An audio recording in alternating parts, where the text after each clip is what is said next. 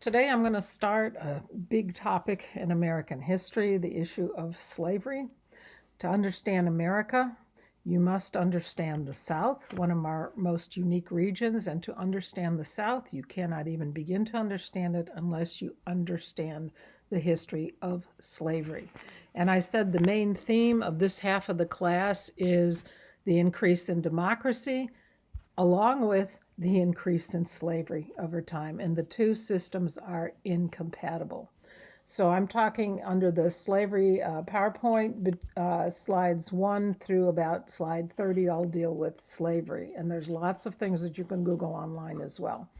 Okay, the first slide, slide number 1, is the three main questions I want to focus on. People spend their lives studying the slave system in America.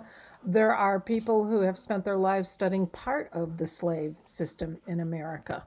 So we cannot cover everything about slavery. This is just an overview. And again, I encourage you, if you have questions, to email them to me and I'll address them anonymously next week. So, three questions. How does one possibly justify or explain slavery or call it good, which many Southerners did?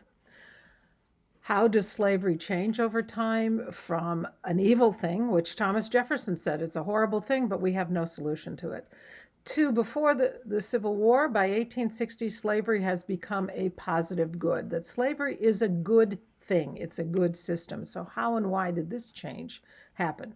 And the third thing is, why, since 75% of Southerners did not own any slaves at all, which is a fact, why did they support the system of slavery, which they are in direct economic competition with? So those are the three questions that I will spend the most time on. Okay, so starting with a history of slavery, slides 2 through 8. We talked about this very briefly when the first slaves showed up in 1619. There are very few, at least there were until recently, multiracial societies in America, in the world. America is one, Brazil is one, China is one, Russia is one. Of the four major ones, America has probably done the best job in integrating its minorities. So despite all the problems that we have, in the big picture, we have done a better job than many others. Is that a good job? No, we still have a lot of work to do. The odd thing is Northwestern Europe, the people who mainly settled the United States, Germany, Britain, Scandinavian countries, France, Northwestern Europe, which had no slavery at all, had a lot of peasants, but no slavery, establishes in America a system of racial and hereditary slavery in the New World that is much more severe than anything that went before. Africa was pretty much destroyed by the slave trade and slavery. Africa had been like North America, a bunch of independent tribes, not living completely peacefully, but there was not widespread war, there was not widespread chaos until the slave trade got underway. And then Africa descended into constant tribal warfare because after gold and ivory, the third export product became slaves. And slaves were traded for guns and metals to create a bigger slave trade. Another fact that is a stereotype dealing with slavery is that Europeans captured Africans. Not largely true. Europeans absolutely transported and sold Africans, but the capturing, the actual enslaving, was done by other Africans, tribe against tribe, for a darn good reason. Europeans stayed in forts or compounds along the coast. If they went into the interior, they died of malaria very quickly. The British kept meticulous records, and when they had colonies in Africa, they would assume that anything from 50 to 65% was the death rate annually every year of Europeans sent in. Africa was called for a long time the white man's graveyard. One reason, a lot of other diseases, but basically malaria. Trade was started by the Portuguese taken over by the Spanish, then by the Dutch, and then by the British in the 1800s. So the first slave starts very early. Columbus is bringing slaves back to Spain from the Caribbean. The last country to outlaw slavery was not even the United States. We're one of the last, but the last actual one was Brazil in 1888. The United States is the only country that fought a war to end slavery, on the other hand. We estimate between 9.5 to 12 million slaves arrived from Africa in the New World. And if you look at that chart, if you look at those numbers, the assumption, our stereotype is all the slaves in Africa were captured and brought to North America. Actually, only about 4%, a very small proportion, were brought to the southern states. States. Most of them brought to the Caribbean and Brazil. Why? Sugar cane. And we talked about the death rate in the sugarcane fields. Slaves lasted about 2, if they were lucky, 3 years. So they constantly need to import more. In North America, the majority of slaves survived. They did not die out. And good evidence of this is most slaves in North America had families. Very few in Central and South America did. They were young males most of the time. Before 1800, 95% of our slaves are imported in the United States, but the trade is banned under Thomas Jefferson, if you remember, in 1807. And at that point, do we really need a slave trade?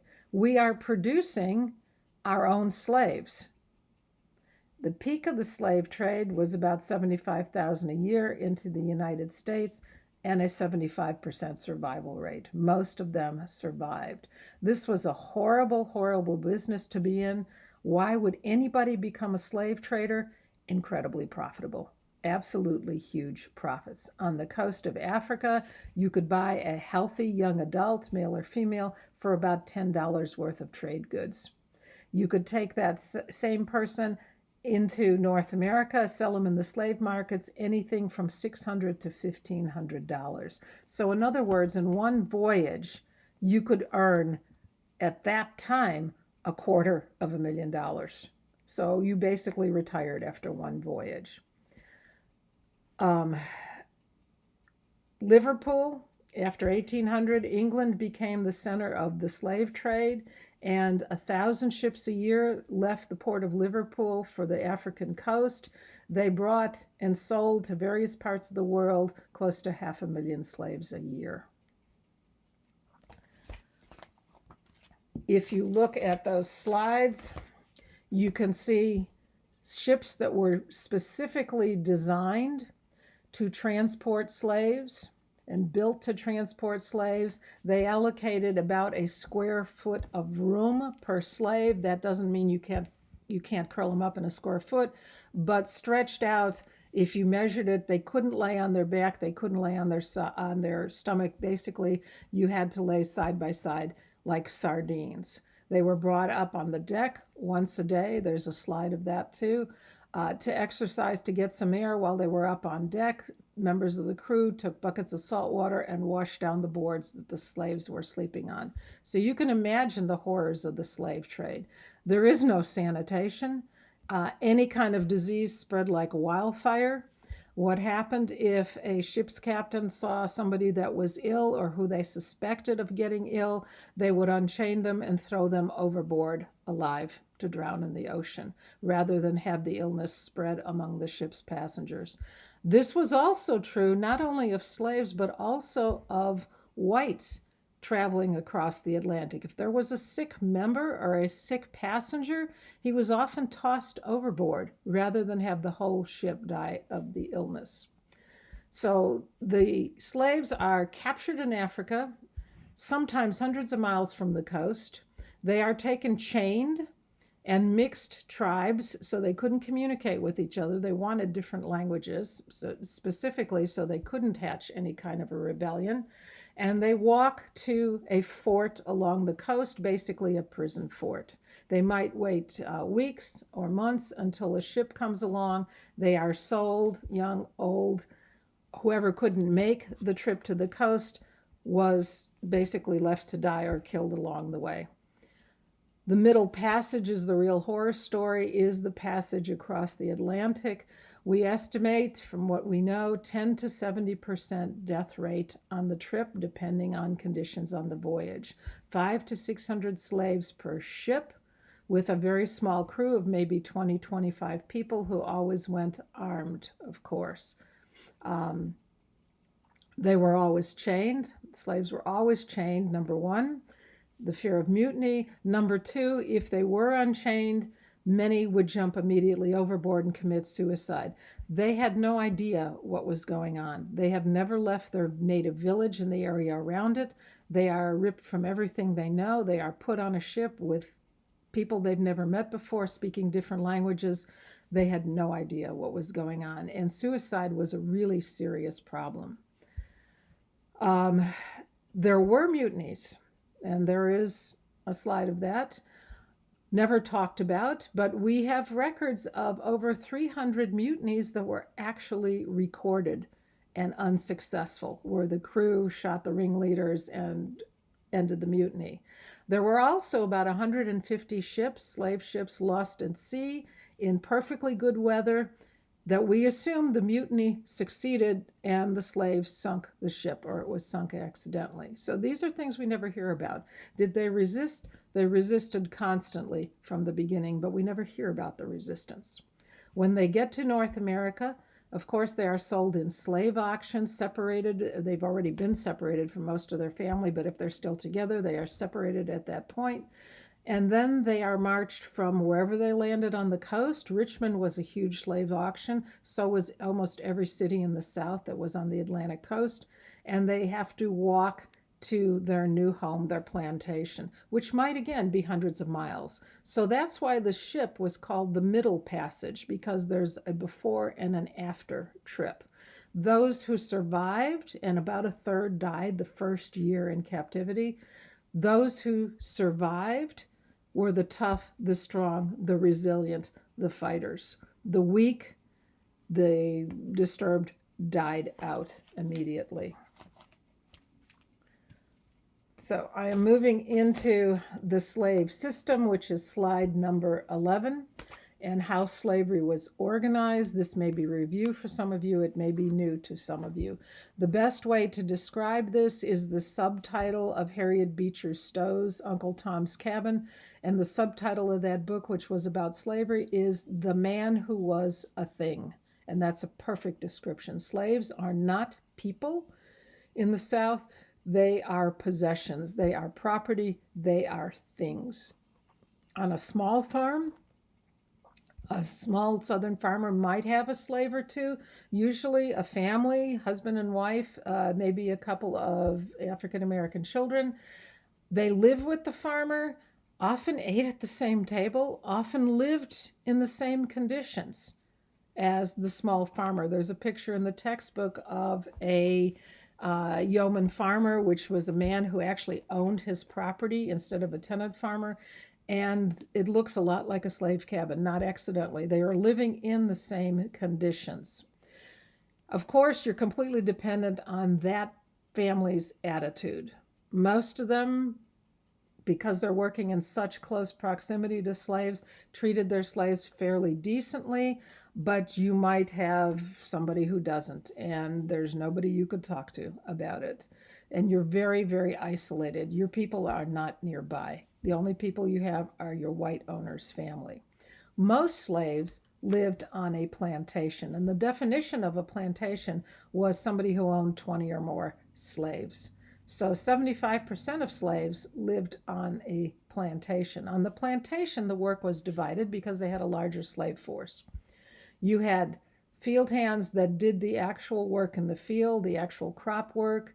Their hours, usually 12 hours a day, 6 days a week, dawn to dusk, daylight to sundown.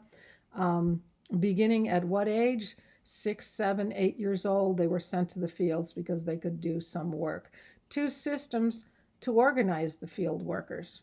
The first was the gang system, not like a chain gang in a prison, because that's not very productive, but constantly under supervision, working together, doing the same type of work. Another system that the slaves favored, and so did the owners because it was much more productive, was the task system. And this was organized by the job. So at the beginning of the day, a slave would be given a certain task. Okay, your task today is to hoe these 2 acres of cotton, or to top off these 2 acres of tobacco. When you finished your job, you were free, you could go. And both slaves and owners preferred this because slaves were more motivated to get free and be done with it and be more productive. What did you do in your free time? Almost every slave had a garden behind their slave quarters. They could go hunting, not with guns, but with snares and traps. They could go fishing.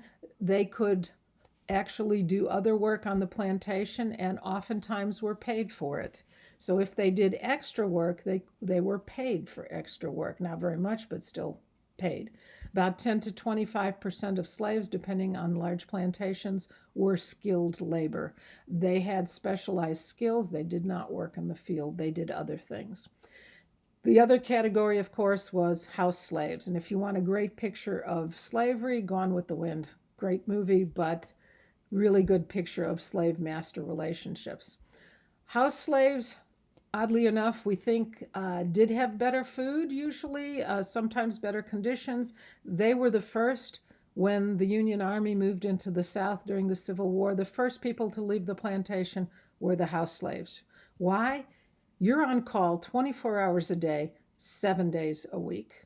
You are always there. You are never by yourself. You are always in the house with the owner and always at whatever he wants to do with you. And particularly for women, this was a problem, not only for your owner, but any male who came to the household. Any girl above the age of 10 was subject to rape, and there was nothing you could do about it. Freed slaves, there were a good number of freed slaves we talked about after the American Revolution. Those who fought for the revolutionary cause were freed. Their descendants, there are about 250,000 freed slaves by the time of the Civil War. Average in a state was about 6%, most of them in Virginia and Maryland, the northern part of the southern states, most of them living in towns because that was the only place you could make a living. Out in the countryside, nobody needs free labor. They have slave labor. Northern states had outlawed slavery by 1800. There were a lot of free African Americans, and they did whatever they could. They were limited to certain jobs, including basically manual labor or household help. They were forbidden in most places from getting education or getting certain skills. Mixed race, we don't know the numbers, but in America, unlike the Caribbean, they are treated as black. Spanish colonies had definite caste system. We did not. You were either black or white in the American South. If you look at the slide 16, it's a very interesting slide to me because it shows another class or type of slave. If you look at that picture, it is a bunch of slaves coming in from the field at the end of the day. You see children, you see women carrying babies. The other comment I've gotten about this slide is they look pretty well dressed. Yeah, they were pretty well dressed. Not well dressed, but they are not always in rags. The guy leading that group with the whip in his hand, if you take a good close look at him in slide number 16, he is called a slave driver, or a driver for short. He is black. He is another slave. Slaves in most plantations, if they had any number of slaves, were working under the supervision of another slave. A slave who was trusted to enforce discipline, who had an awful tricky job because he has to keep the people underneath him happy and he has to please his owner as well. Only large plantations would hire a white overseer, in other words, a white manager. And underneath the manager, they would have drivers, depending on how many slaves. So the driver, again, 20 to 25 slaves to supervise. Oftentimes, he was paid with a percentage of the crop. They were very knowledgeable. Great example of this, I'm not fond of the movie or Quentin Tarantino, but Django Unchained. If you remember Stephen, the slave owner's right-hand man, who really is the force in the plantation, is much smarter than his owner and really manages the place.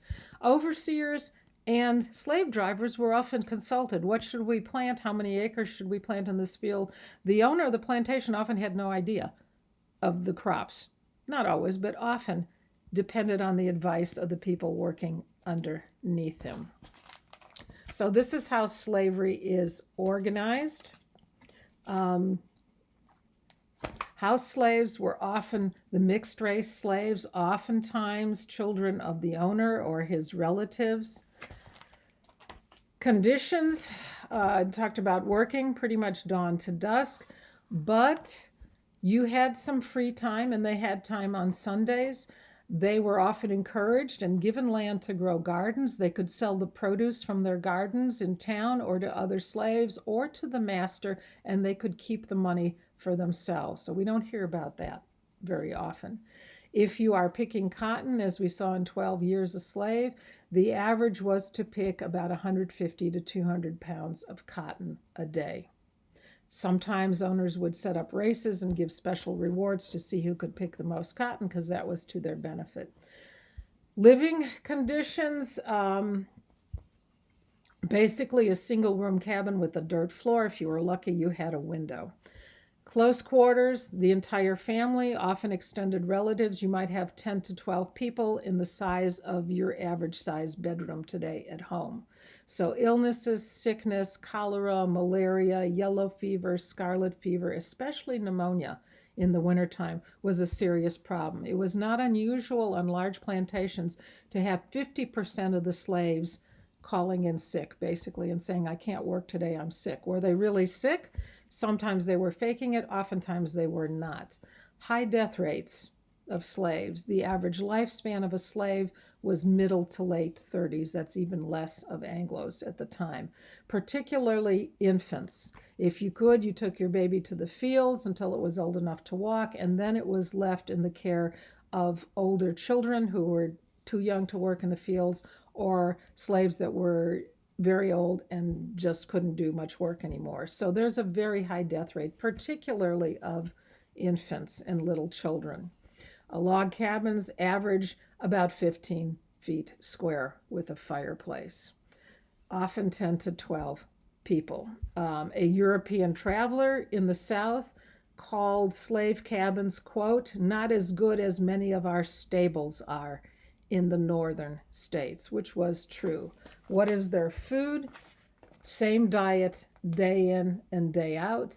Basically cornmeal, occasionally some pork, whatever they could raise in their garden, and whatever they could catch in the woods.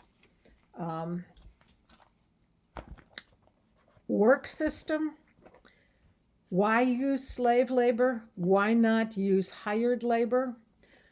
These guys are businessmen. If it didn't pay, slavery would have been discontinued. They would have found another way. Slavery, obviously, is a profitable system. Profits about 10% a year.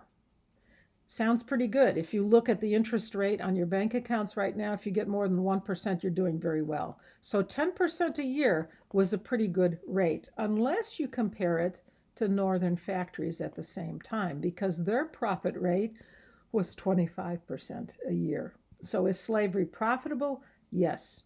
It is the best thing going? No. There were better ways to make a living and make a profit. An adult slave cost about $30 a year in food and clothing. Of course, you had to provide some food for them. You had to provide 2 outfits of clothes and 1 pair of shoes. These were special shoes and special clothes made in northern factories strictly for the slave market, very inferior quality. So it cost about $30 a year, and they figured from that slave you could get about $80 to $120 profit a year from a slave. So this is a profitable system. Why not white labor? 6 cents a day per slave to support him, 40 cents a day to hire a white worker.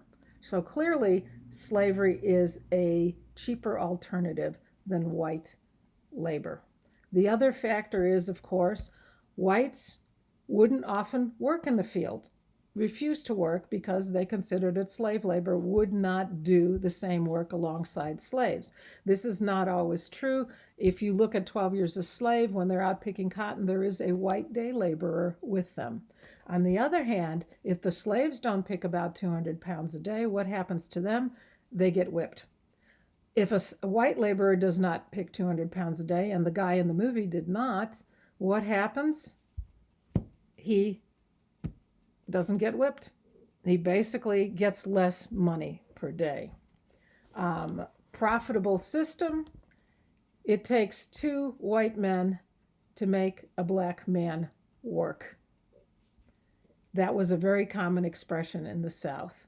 They worked hard, but they worked at their own pace because they're working very long days. So what kind of a system is it? How efficient a system is it if one of the big jokes at the time was it takes 2 white men to make a black man work? The other real telling quote that I found was when the Union liberated slaves after the Civil War, slaves themselves commented on the fact that the Northerners wanted slaves to work much faster and much harder than they had been working. And I'm quoting a slave here. Those Yankees wanted us to work all the time, and that's something I haven't been brought up to do. So they were working. It was hard work. It was nasty work in the fields all day, but they worked at their own speed. Okay, I'm going to stop there and talk about what keeps this system together next time. Have a good day.